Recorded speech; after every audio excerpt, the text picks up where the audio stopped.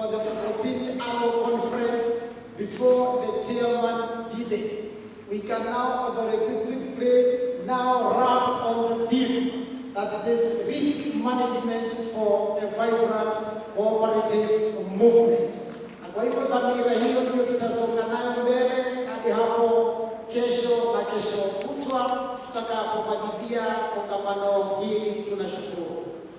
At this point in time, I said in the beginning that the chief guest is already in the house. And the chief guest is here with only one mission: to officially open the 14th KETSA conference. And therefore, as glad as he is as the official opening is, we want now to be upstanding and give the chief guest a standing ovation as he takes the floor to come and officially open this conference. While we are standing, we can appreciate his coming so that we can now take the position and the podium to officially open this conference. Welcome so much, sir. Thank you. We invite you to stand.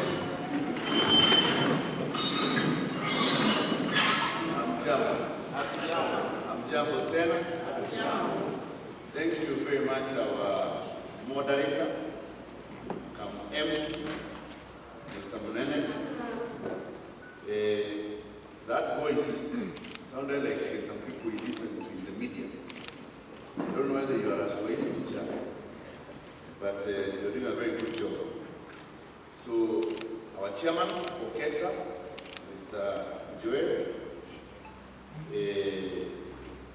your vice chairman, Mr. Kennedy, and the board of directors of KETSA, the delegates of KETSA who are here, our chief executive, Madam Ivy, the general membership of KETSA, all the invited guests.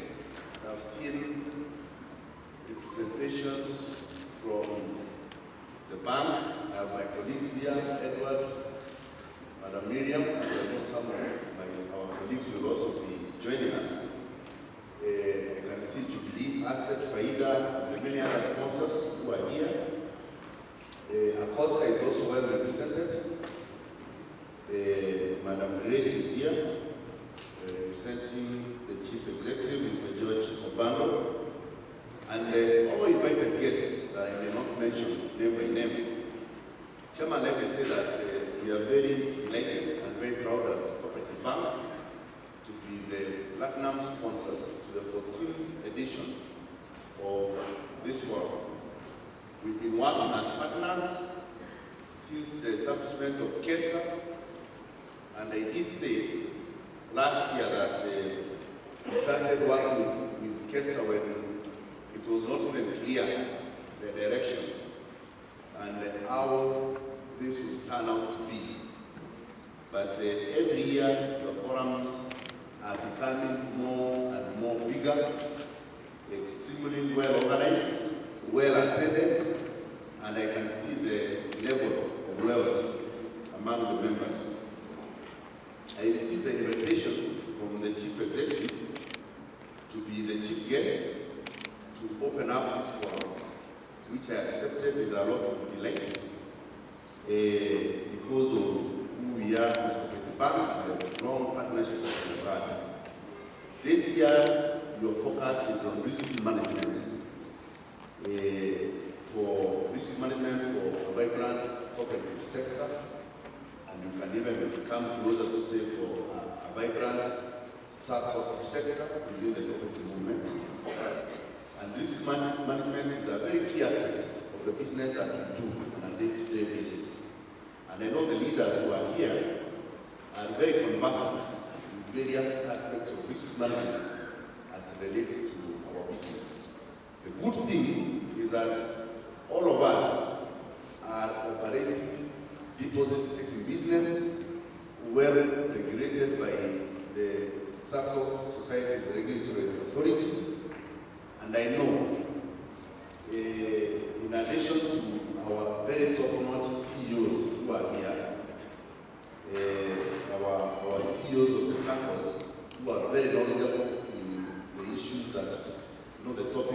risk management. I know also the board members have taken a lot of training on aspects of risk management, because you recall that we have been issued with certain regulatory prudential guidelines by SACCO in regards to risk management. There is actually a specific guideline on risk management issued by SACCO. How many have gone through it? How many are aware that there is a guideline? More of a prudential guideline. In the banking sector, we operate with prudential guideline number 14 when it comes to aspect of risk management. So in the Sacco subsector, US is number what? Or it was issued in which year? Those who are aware. Yeah? I am challenging you that one of the things you need to know is the framework in which you operate in. Because if there is any lapse or any action that happens in your Sacco, when SACCO is taking action against you as a board of directors, jointly, individually and jointly and severely being responsible for the function, or you as a CEO, they will not only cite the specific provision in the Act and the regulations, but they will also tell you that you recall in 2015, we issued a very comprehensive guideline on risk management. And if you go to clause number 10 or 14 or whichever, we are guided specifically on what you need to do. We are told you that as a Sacco, you need to have an asset and liability committee in place. Are you aware that you are required to have an asset and liability committee in place to manage aspects of the market risks that face your Sacco? If you look at the risk management framework, the specific types of risks that affect your business, from market risk to operational risk to all of them, you can name ICT risk and all that. You see that on the issue of market risk, you are dealing with issues of pricing, interest rates, and many other issues, including where you invest. Now, within that, and the guideline specifically guides you that you need to have an asset and liability committee that meets regularly. It is an internal committee comprising of the technical teams, the CEO, the people who run the function of finance, and they should be looking at how the assets mix, the asset and liability mix, the loans to deposit ratio, your liquidity coverage ratio, what is called the LCR, issues to do with the capital adequacy as relates to the framework that you have set in your risk management policy in terms of appetite, not only appetite that is regulated by the regulations, but your own internal policies. So all those things, you need to internalize them and make them functional. Because one thing, guidelines have been issued, it may not be every other time that the regulator will be telling you, make this guideline to be practical in the institution. It comes when it is too late, when things have happened, when you ask, did you have this in place? Even you have been issued with a guideline, for example, on your management information systems, the guideline on engagement with fintechs or third-party contractors. And if you look at those guidelines, they're specifically saying, especially the one on MIS, they even tell you how you need to structure your ICT department. In many circles, you have an ICT manager who is an expert in the ICT infrastructure, an expert in ICT support, an expert in development, system architecture, and many other things, doing everything. The guideline that you have been given by your regulator is that within your ICT function, you should have, on the minimum, three distinct functions. There is the function of the daily ICT user support.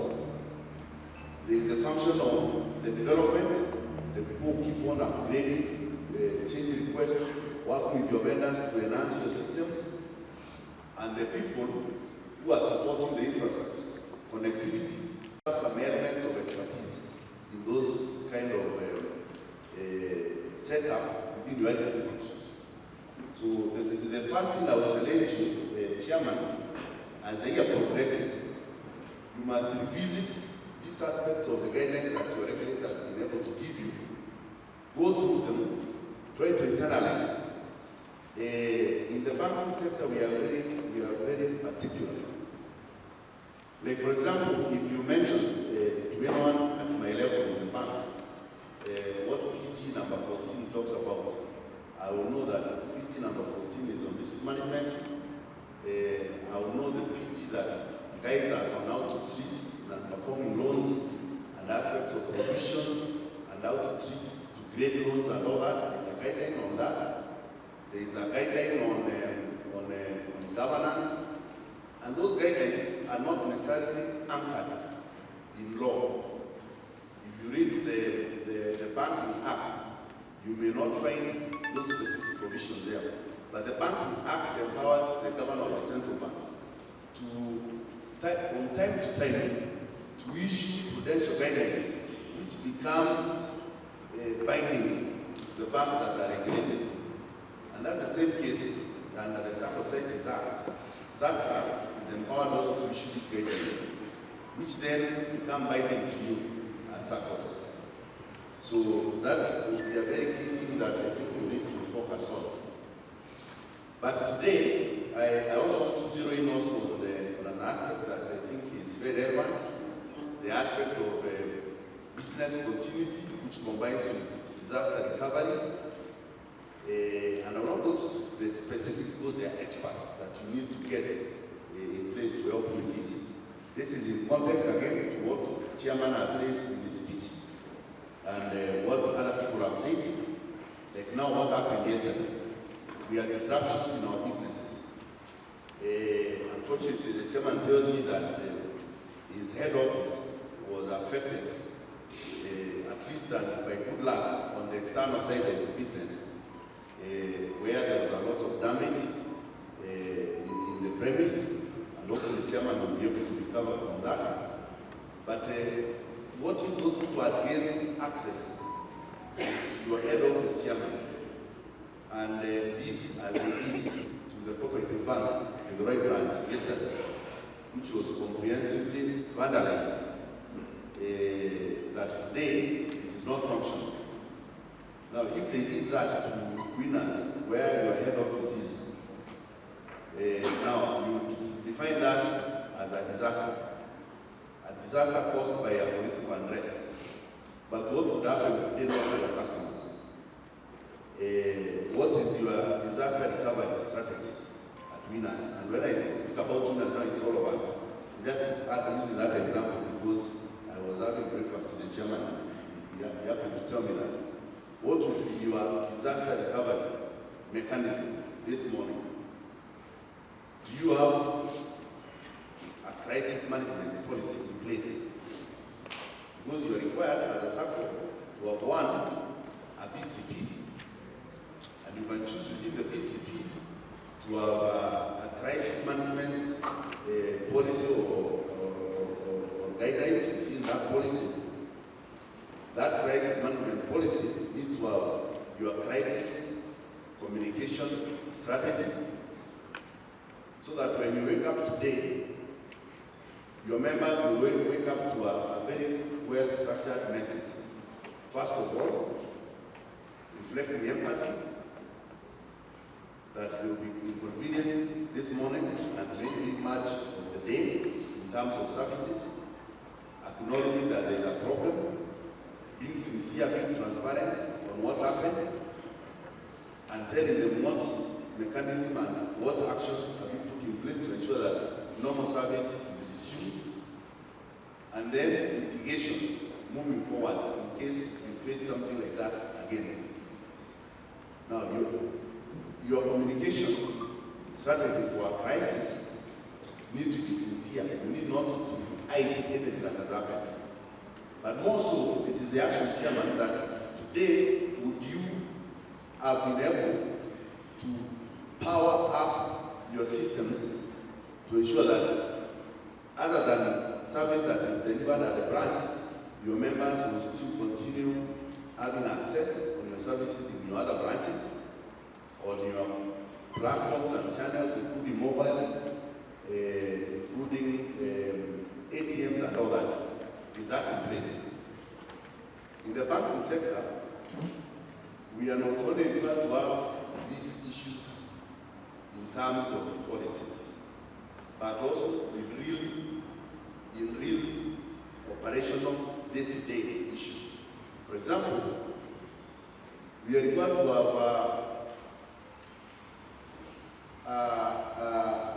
recovery center. We are required to have a disaster recovery process or procedure, which means for every operation that we do, we must have a parallel center where we can power up our operations. The next minute, if that will not function, if our main operating area is not functioning. So we have what we call DR sites. Sometimes they are secret. For example, in Copper, we have a DR location. This is disaster recovery location, where we can run the bank today fully if our head office and our ICT center, which is in Apai, if they are completely destroyed, we can power up the bank in the next minute from a location that is 20, almost 50 kilometers from that location. And this powering up means that we can run the entire systems of the bank and the entire processes and procedures from that site. And it is not only by saying that it is there. We are required once every 6 months to actually run a scheduled period where we run the bank from that site. We run the bank from the disaster recovery site or location. So I think 2 weeks ago, on a Friday and Saturday, we had issued internal notices that the bank would be operating from the DR location. And those 2 days, without the knowledge of our customers, the bank was running from that center. And that includes issues to do with your ICT platforms and your operational back office operational support. So that in case of anything, you have a continuity plan in place.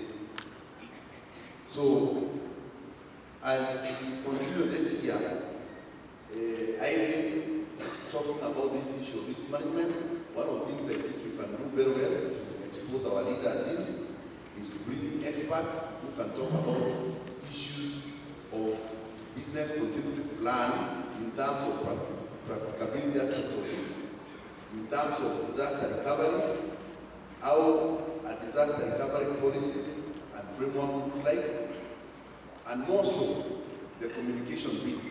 The communication bit is where I feel like as SACCOs we are not ready. Because whereas banks have invested very heavily on public relations and communication, either by way of establishing functions within the organization or outsourcing that to a professional body, that we are always ready with a specific message. In case there is system outage, what kind of message should go out in the next 20 minutes? Who should be the spokesperson? Who speaks to the public to tell them what has happened? What are the do's and what are the don'ts?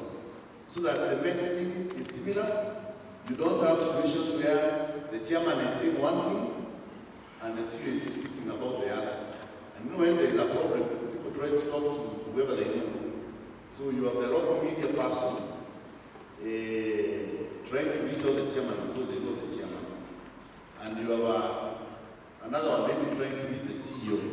And both of these leaders are giving differing messages that can be communicated a lack of coordination. It can now result in what we call reputational risk and brand management risk of the institution. So to address that, you need to have that function in place. You need to be guided in your disaster or crisis management communication strategy on how to deal with issues. And there are two ways. There is now what we are talking about digital response, because much of your reputation is at stake from it and now. People start attacking you on the digital platforms. Do you have a communication strategy around responding to issues on the social media, like Twitter, for example, or Facebook? There is one Sacco I know, and they had an issue, negative coverage by the media, and they ended up, as things are happening, people are commenting on the Mitandao, you have staff members responding. You have, a staff is responding, I work in this institution, and I can tell you, it is very stable, or the things you are talking are lies and all that. And then, the response will continue. You have another one who is saying, no, that is not true. So you have all manner of people responding. So you have to have a very nice communication framework that says, in case of what this is happening, you have so and so who is a single source of truth. They have been trained, you have been getting for training in terms of how to respond, in terms of how to be empathetic to your members, to the customers, so that the backlash you encounter in those platforms are not so negative. And remember, we are dealing now with the younger generation. Research has shown that the younger generation, what they value most and what they need most is very, transparent, honest, and ownership. If you are transparent in the way you are communicating to them, if you are honest and say, yes, we had a problem, we had a system outage, or we have some people trying to penetrate our system, but this is what we have done, this is what we have addressed, instead of hiding and say that we have no problem, the problem is from, other parties. Most people say that she did for Safaricom, she did for bank, she did for, all those things. So you must know how to honor and empathize with our customers and show them what exactly they are doing to respond. There are many very good examples of how financial institutions have been able to go through a crisis very quickly. Here in Kenya, I will not mention names, but you have had financial institutions being mentioned. Sometimes it can be as negative as the systems are down. People are saying that that institution is closing, and you have been able to see the institution responding and coming out very well to respond to the issues, and they go through that crisis. You have seen good cases like there's a bank called Wells Fargo, which has come in 2016, whereby staff were faking accounts to meet targets, and they faked so many accounts, millions of accounts, and that issue came to be known, and it was such a big crisis. It almost brought down that bank, one of the largest banks in America and also in the world, Wells Fargo Bank. But the way they owned up and the way they showed what action they have taken and the way they addressed the issue, they were able to go through that crisis very well without many people knowing.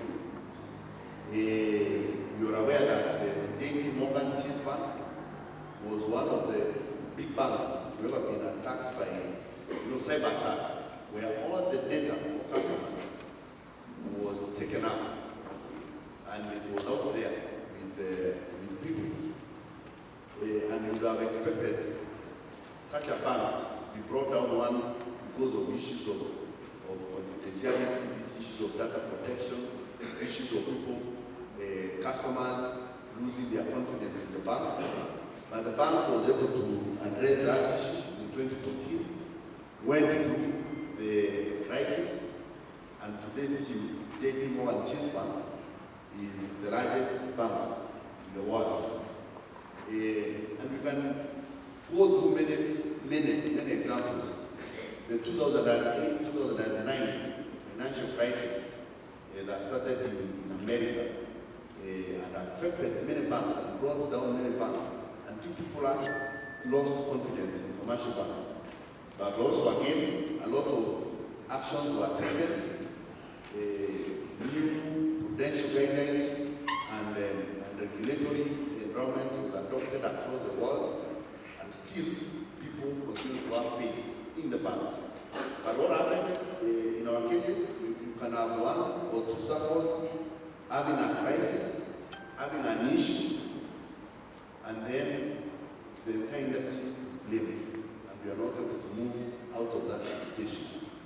So one of the things we must do to address that is to have these policies and framework and guidelines in place, so that we can even know, for example, at KETSA, if one of our members is affected, how can KETSA communicate effectively to assure the public that our sector is in good hands?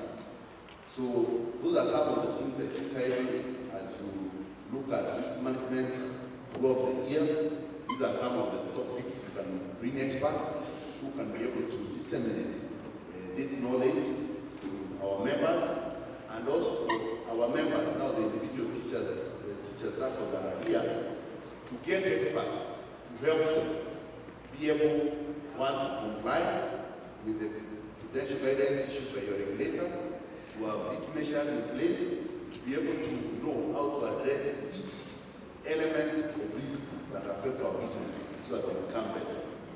So with those few remarks, cognizance of the time, I want Chairman to declare that then this 14th edition of our Leaders Forum is open, and I will wish you very good deliberation